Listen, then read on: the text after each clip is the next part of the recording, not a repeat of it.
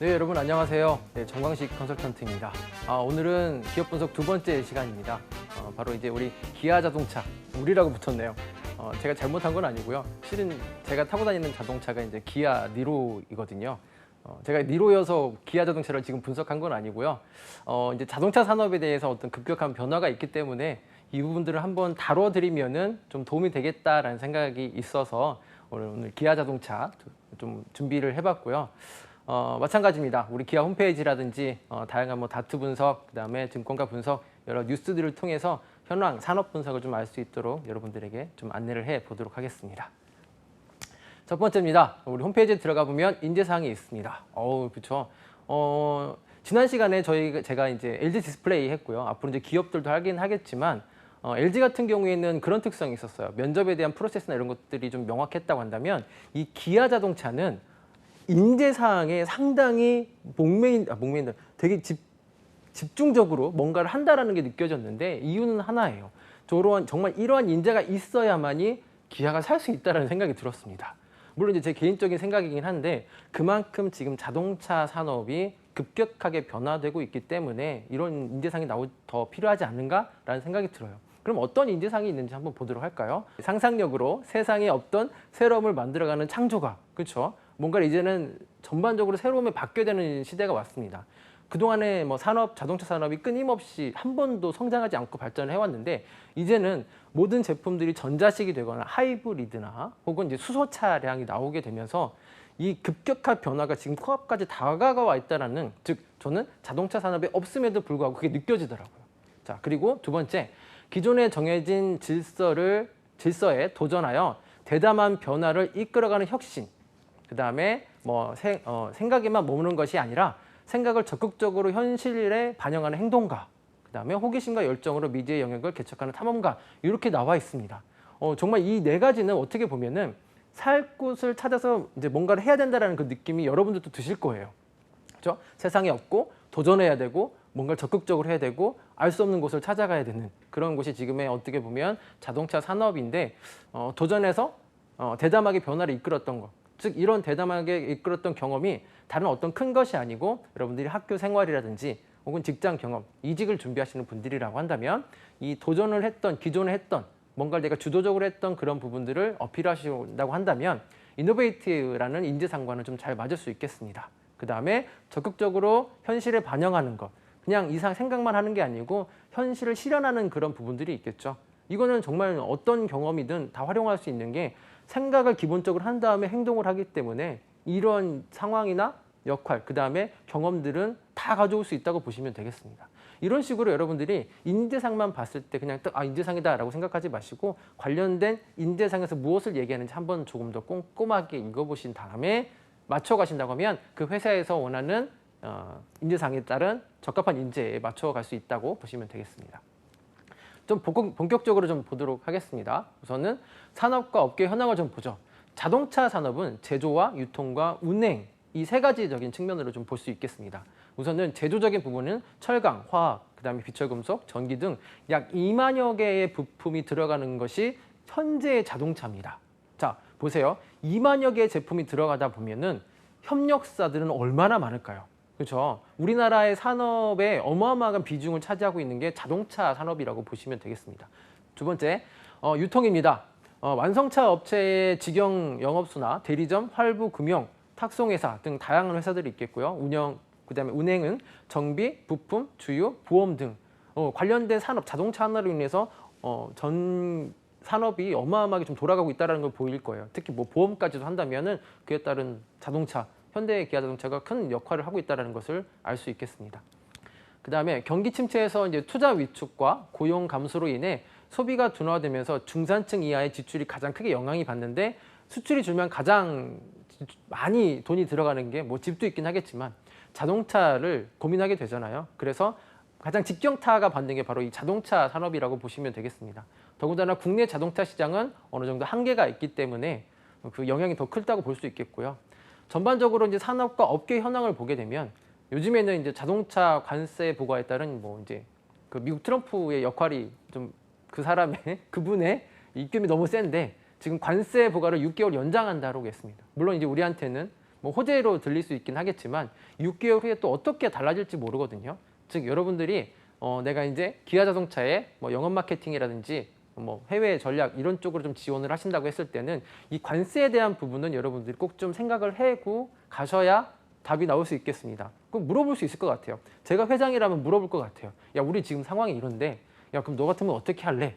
이거는 기본적으로 물어보지 않아도 여러분들이 먼저 조사를 해서 어떤 본인만의 논리적인 아이디어를 제시해 주신다면 정말 좋은 점수를 받을 수 있는데, 걱정하지 마세요. 뭘 걱정하지 마냐면 그게 꼭 실현되라는 건 아닙니다. 하지만 거기까지 노력했다라는 부분들은 높은 점수를 받을 수 있을 거라고 생각이 들어요. 자, 그 다음에 유럽 경기 둔화 우려를 완화하긴 효과다. 즉 뭐냐면 트럼프가 지금 6개월을 연장한 이유가 너무 급격하게 변화가 되면 이제 미국 경기에 오히려 역효과가 날 수 있기 때문에 연장해 줬다라고 보시면 될 수도 있겠습니다. 그 후에는 분명히 뭔가 제재 조치가 올 거다라는 것이 이제 업계, 즉 다양한 전문가들의 의견이기도 하고요. 그래서 이제 여러분들이 여기에 따른 대책을 좀 세우셔야 되는 부분이겠죠. 그다음에 국내 자동차 업계는 미국의 경계 대상이 이제 미국이 생각하는 우리 업계가 좀 커져가고 있으니까, 그래서 이제 관세는 언제라도 뭔가는 올 거다라는 것이 이제 다양한 전문가들의 의견입니다. 자, 자동차 산업의 현황을 좀 볼게요. 이번 2019년도 상반기에 1분기에 실적, 현대자동차 실적을 보게 되면 8,240억 반등을 했습니다. 이렇게 반등을 한 이유는 여러 가지 원인들이 있는데요. 그 중에 하나가 바로 이제 신차에 대한 새로운 제품들이 많이 쏟아져 나왔기 때문입니다. 즉 이전에 우리 기아차, 특히 현대기아차라고 했을 때는 특히 중국에서 보는 입장은 되게 노후화된 차량이다라는 의견이 조금 있더라고요.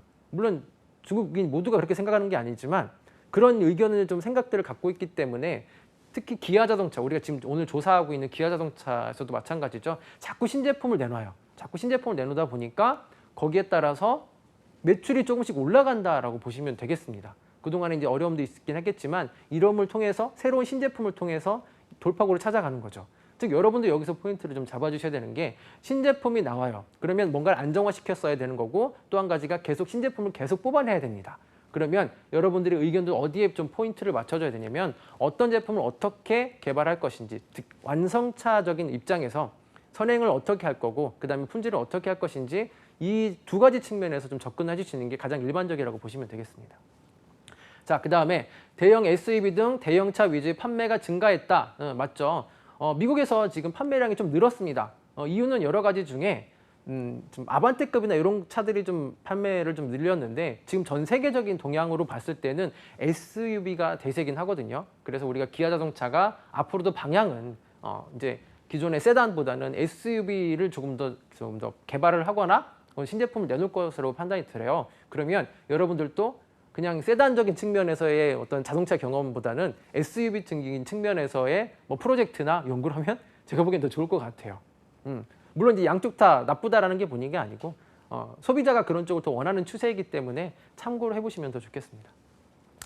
자, 또 이제 사드 보복 얘기를 안 할 수가 없는데 끝났다라고 저도 생각을 했어요. 근데 이게 오히려 끝나는 게 아니고 그게 시발점이 돼서 다양한 산업에 이제 퍼져나가고 있는 것 같아요. 특히 이제 자동차 산업에까지 그 불똥이 튀었는데 그 사드 보복으로 인해서 이제 본인들이 이때다 해가지고 자국에 대한 자동차 산업을 좀 보호하려고 하는 그런 측면들이 있습니다. 그래서 이제 매출이 조금 떨어지는 중국 시장에서는 많이 떨어지고 있는 그런 추세라고 보시면 되겠습니다. 자, 현대자동차와 기아자동차 미국 시장 선정 말씀드렸다시피 2년 만에 가장 높은 8.2%예요. 아반떼급이 풀렸지 그 사람들이 원하는 SUV나 이런 대형 세단, 좀 고급 세단은 우리가 조금 더 만들어서 개발해야 돼야 되는 부분이 있기 때문에 앞으로 어떤 걸 개발할래? 라고 물어봤을 때는 이런 고급 세단이라든지 고급 세단은 아니죠. SUV라든지 가족차라든지 이런 거 위주로 좀 여러분들이 좀 어떻게 해보겠다라고 하는 것도 좋은 방법이 될 수 있겠고요.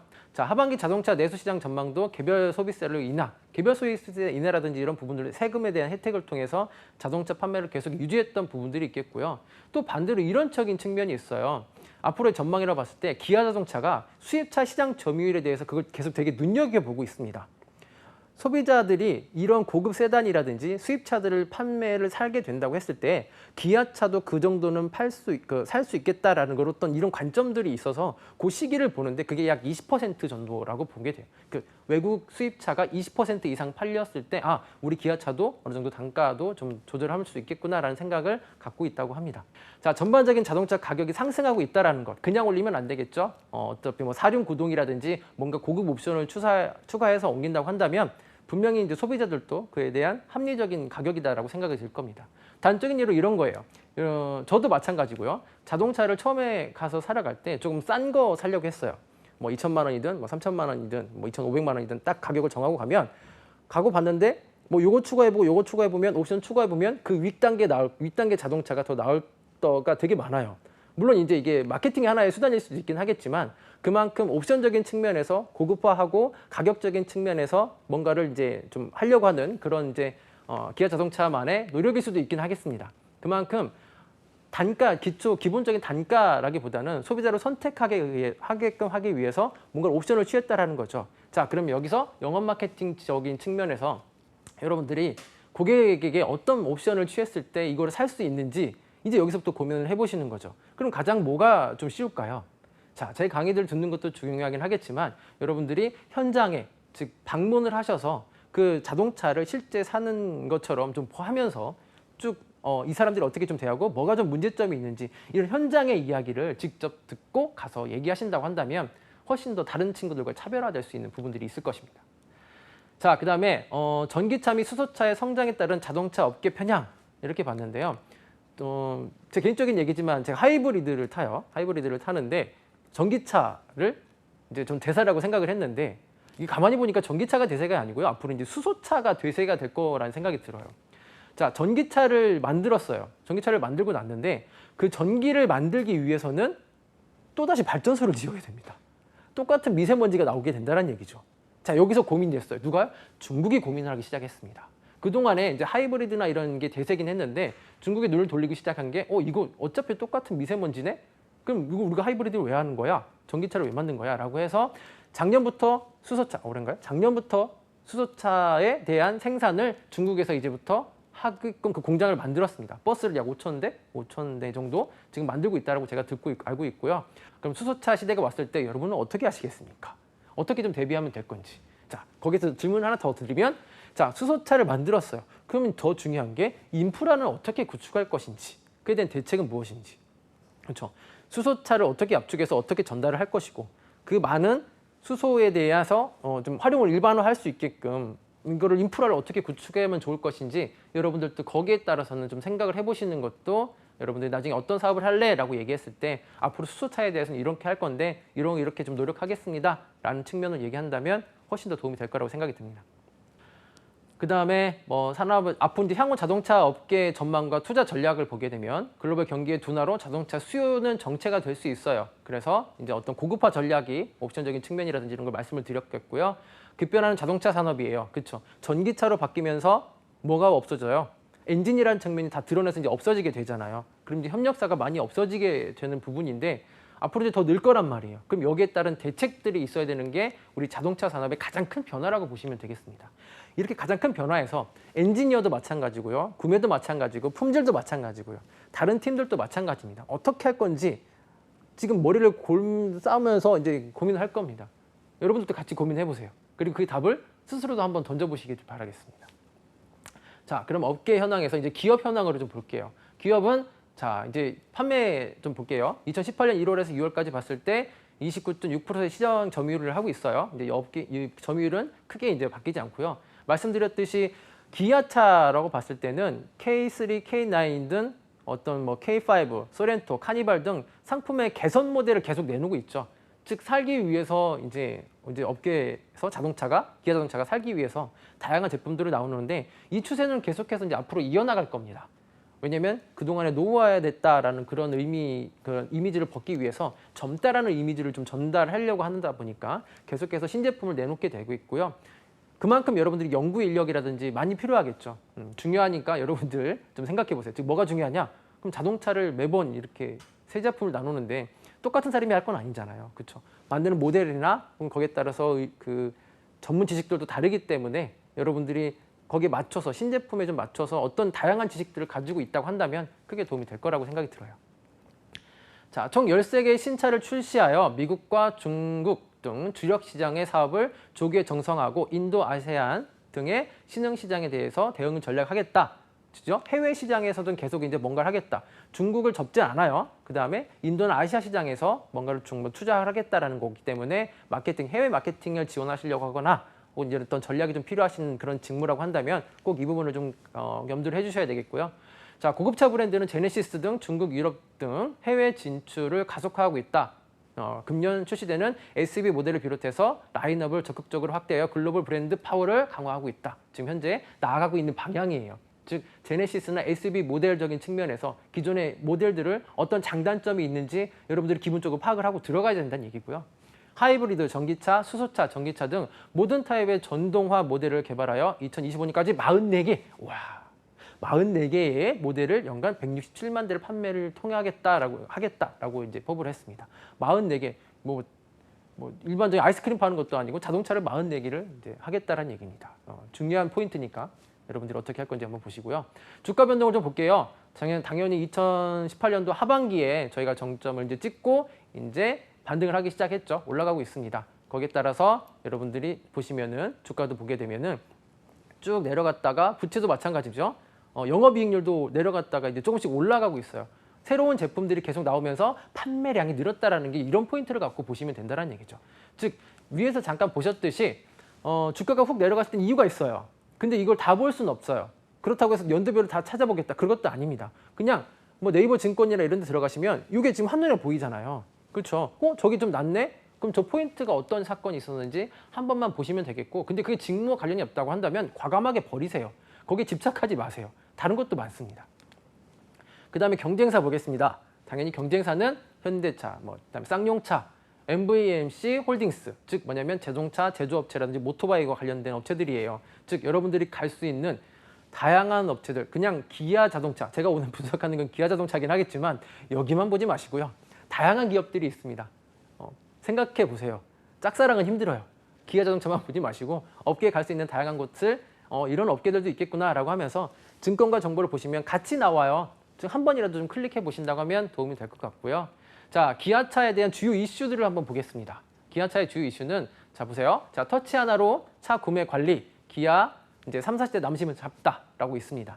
기아 자동차의 주 고객은 30대와 40대입니다. 자, 이 사람들에게 뭔가를 편의를 제공해 주겠다. 즉 고객을 놓치지 않겠다. 그런 방안을 계속 내놓고 있다는 얘기죠. 그렇죠? 고객에 대한 마케팅 전략으로서 지금 이런 하나의 방법을 쓰고 있는데 그럼 이거 말고 뭐가 있냐? 그럼 혹은 이건 응용할 수 있는 건 뭐냐? 라는 것을 여러분들이 지금도 한번 생각해 보고 우리가 지금 30, 40대 고객을 통해서 이런 어플리케이션이라든지 혹은 뭔가를 좀 하고 있다라고 했을 때 여기 추가적으로 뭘 하면 더 좋겠다라는 것은 여러분들이 좀 아이디어를 좀 가지고 간다면은 분명히 면접 상황에서 호기심을 갖고 여러분들에게 추가 질문이 들어올 거예요. 준비를 하셔야겠죠. 추가적인 질문 들어오는 거. 자, 멕시코는 트럼프는 더 이상 얘기하지 않을게요. 그럼 세 번째 뉴스 보면 현대기아차 상용 전기차 성능 최적화 기술 개발, 즉 기술적인 부분은 계속해서 노력을 하고 있다는 거죠. 하이브리드에서 약간 늦긴 했지만 뭔가를 계속해서 투자를 하거나 따라가기까지는 해야 된다라고 생각을 하고 있다는 거죠.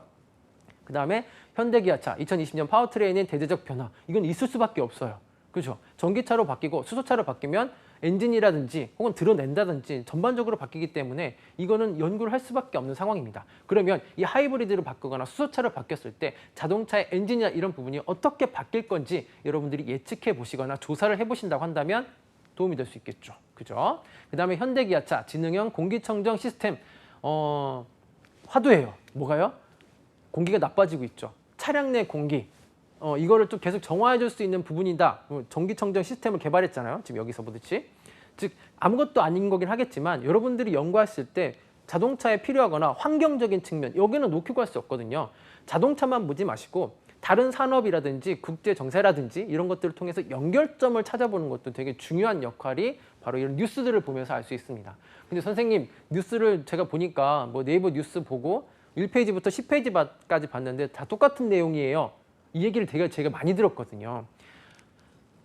네이버 뉴스 찾지 마세요. 왜냐면 기자들이 이제 다 복사 붙여넣기 하다 보니까 똑같은 기사에 기사가 뭐 1페이지에서 5페이지까지 다 똑같은 기사만 나오잖아요. 그러다 보면 지쳐요. 그러지 마시고 증권가에 들어가 보면 그 기업에 따른 주요한 이슈들을 똑같은 어떤 제목 그거 없이 기사 없이 다양하게 각각의 다양하게 한 번에 다 모아놨어요.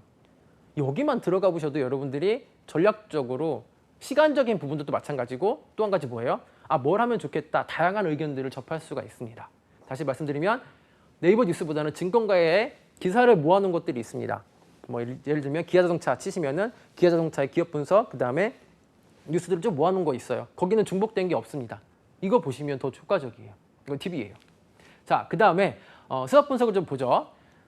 기본적으로 위험 요인은 중국산 자동차의 한국 시장 진출, 하이브리드 이제 세대가 바뀌었기 때문에 우리나라 이전에 뭐 엔진, 그 디젤 엔진이라든지 가솔린 엔진에 대한 어떤 그런 편견들이 조금씩 개선이 되고 있어요. 하이브리드네? 그럼 중국 차도 괜찮을 것 같은데 저도 그렇게 생각이 들더라고요. 그만큼 이제 중국은 더 투자를 많이 하고 있고요. R&D적인 측면을 더 많이 했기 때문에 제가 생각해도 괜찮을 것 같다는 생각이 들었습니다. 자, 이런 부분들이 좀 위협적인 상황이 될 수 있겠고요. 기회적인 요소는 미국과 중국 시장에 대한 새로운 판매 전략이 좀 필요하죠. 그죠? 미래형 이제 모빌리티, 좀 타다라든지 혹은 뭐 이제 다양한 어떤 플랫폼을 통해서 자동차 산업 변화에 따라서 뭔가 크게 바뀌면은 가장 먼저 선점할 수 있는 게 우리 기아자동차라든지 현대자동차적인 측면이겠죠. 이온 하나가 가장 큰 인프라를 갖고 있고요. 그 다음에 거기에 따라서 기술력도 가지고 있기 때문에 누구보다 쉽게 접근할 수 있는 게 아무래도 지금 기아자동차인데 미리 좀 대비는 좀 해야 되겠죠. 그럼 어떻게 바뀔 건지 여러분들이 좀 예측을 해서 앞으로의 인프라는 어떻게 가져가면 좋을지는 한번 생각해 보시면 좋겠고요.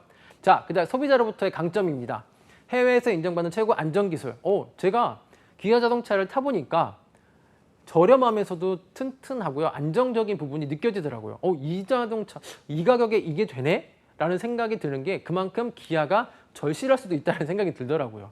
품질에 대해서는 완벽하게 가져가는 그런 부분들을 볼 수 있겠죠. 그만큼 뒤처지지 않겠다. 우리는 품질로서 승부하겠다라고 하는 게 우리 기아자동차의 어떤 승부수라고 보게 되겠죠. 그 다음에 자소서 항목을 보게 되면 대학 생활 중 가장 도전적으로 임했던 것, 그죠? 뭔가를 시도했던 그런 역할들이 가장 필요하기 때문에 인재상에 즉각적으로 반영된 그런 자기소개서 항목이라고 보시면 되겠습니다. 그 다음에 해당 직무에 대한 지원 동기 뭐냐? 지원 동기는 당연히 물어봐야 되는 거고요. 세 번째, 당신은 업무 능력을 인정받는 팀원들에게 신뢰를 받는 사원 3년 차입니다. 만약 당신이 팀에서 나가게 되면 업무 공백이 매우 커. 즉 이런 뭐냐면 상황에 대한 면접은 지금 요즘에 제조업체라든지 이런 부분에서 가장 많이 나오는 질문들이에요. 여기에 따라서 여러분들 해답은 그때그때 다를 수 있기 때문에 그 대신 논리적으로 좀 접근해야 되는 부분들이 있습니다. 좀 생각해 주시겠고요. 기아자동차가 AI를 도입을 했습니다. 근데 새롭기 때문에 당황할 수 있긴 해요. 근데 너무 당황하지 마시면 좋겠는 게 첫 번째는 모든 자소서를 한꺼번에 똑같이 볼 수 없잖아요. 개인적으로 사람들이 다 다르기 때문에 가지고 있는 주관도 다르고 거기에 따른 어떤 컨디션도 다르기 때문에 다 다르게 평가할 수밖에 없는데 AI가 평가를 하게 되면 모두에게 똑같은 기준에 의해서 평가가 될 수 있기 때문에 오히려 더 좋을 수 있습니다. 왜냐하면 제가 그동안에 봤던 기아자동차를 지원하는 친구들은 허투루 쓰는 친구는 없었어요. 그렇게 써도 되지도 않고요. 때문에 오히려 여러분들에게는 기아자동차를 정말 들어가고 싶어하는 분들에게는 더 좋을 수 있다는 생각이 들었고요. 그 다음에 서류 평가가 객관적이라고 말씀드렸고, 그다음에 다수 평가자가 일관성을 가져가는 걸 수 있겠죠, 그죠? 컴퓨터가 하니까요. 그 다음에 오류 발생이 거의 적기 때문에 여러분들에게는 조금 더 좋을 수 있습니다. 그 대신 어떤 요령을 찾는 것보다는 진정성 있게 내용을 나올 수 있게끔 해주시는 게 더 좋을 거다라는 생각이 들어요. 그 다음에 인적성은 뭐 언어, 뭐 논리, 그 다음에 정보 추리, 공간 지각, 즉 자동차와 관련된 기본적인 것들이 나온다고 보시면 되겠습니다. 그 다음에 면접 상황을 좀 살짝 볼게요. 면접관과 지원자는 몇 명입니까? 라고 물어봤을 때 PT는 면접관 2명, 지원자 1명. 그죠?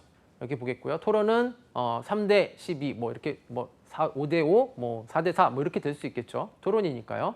영어는 1대 1, 실무는 그다음에 2대 1 이렇게 됐습니다. 즉 뭐냐면 대부분의 면접을 여러분들은 혼자 들어가서 면접관들하고 맞이하게 된다는 얘기죠. 거기에 따라서 어떤 질문, 즉 거짓말하면 걸리는 게 바로 이런 부분이에요.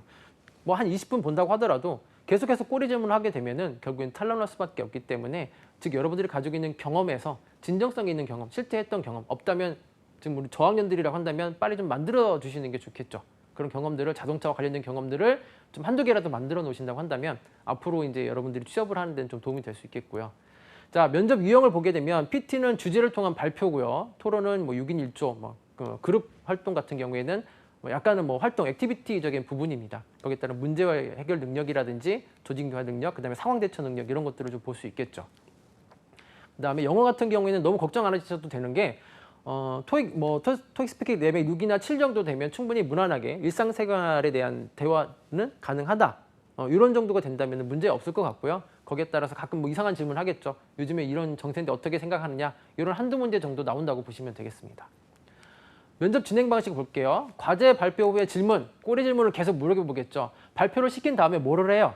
실제적으로 더 중요한 건 질의응답 시간입니다. 근데 PT 면접 보게 되면 기아자동차 PT는 이런 거예요. 자동차 회사 Z에서는 내년 상반기 신차 출시를 앞두고 있다.